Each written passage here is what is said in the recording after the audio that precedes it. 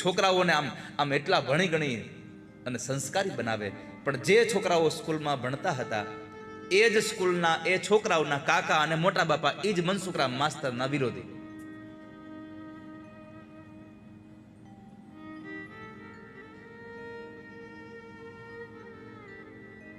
મનસુખરામ માસ્તરના પત્ની ઉજમબાઈ એ પણ પોતાના પતિની સાથે ભગવાનની અનન્ય ભક્તિ કરે. આ ભક્તિ કેવલ ભાવવાળી હતી, નિસ્વાર્થ હતી, કોઈ સ્વાર્થ નહીં મનસુખરામ માસ્તરને. પણ ગામના લોકોએ એક વખતના સમયે વડોદરાની જિલ્લા શિક્ષણ અધિકારીની કચેરીમાં એક અરજી આપી કે અમારા ગામમાં એક મનસુખરામ માસ્તર કરીને ભગતડો શિક્ષક છે, છોકરાઓને બરાબર ભણાવતો નથી અને જયંતિ એ ડાકોર વયો જાય છે, અમારા છોકરાની જિંદગી બગડે છે, એટલે કાં તમે આ માસ્તરને અહીંયાથી બદલી કરો અને કાં તમે એને સસ્પેન્ડ કરો, બસ બેમાંથી એક કરો. એપ્લિકેશન આવી, અરજી આવી એટલે અધિકારીઓની ફરજ હતી. એટલે અધિકારીઓએ જોયું અને ઇન્સ્પેક્શન માટે અધિકારી મોકલે છે.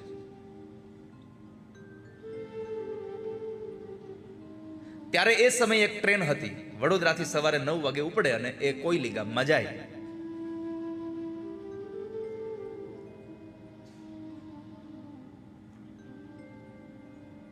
એટલે વડોદરાથી ટ્રેનમાં બેસી અને જિલ્લા શિક્ષણ અધિકારીની કચેરીના એક અધિકારી ઇન્સ્પેક્શન માટે આવ્યા. હારે એક જણો એની બેગ પકડવા વાળો.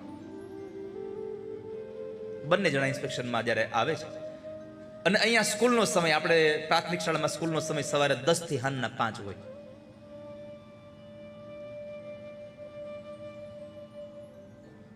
તો 10 વાગે સ્કૂલ ખુલે એટલે ત્યારે મનસુખરામ માસ્તર થોડી ઘણી સાફ સફાઈ કરાવે, છોકરાઓને શિખામણ આપે, શીખવાડે અને પછી એમને ત્યાં આગળ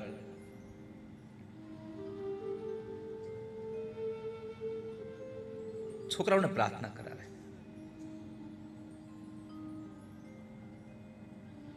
પ્રાર્થના કરે ત્યારે આપણે જોયું છે પ્રાથમિક શાળામાં કે એક લાકડાની ખુરશી હોય, એની ઉપર એક આસન પાથરે અને એની ઉપર માં સરસ્વતીનો ફોટો મૂકીએ. આપણે પ્રાર્થના કરવા બેસતા જ્યારે પ્રાથમિક શાળામાં, ત્યારે આ પરંપરા હતી લાઈનમાં બેસવાનું.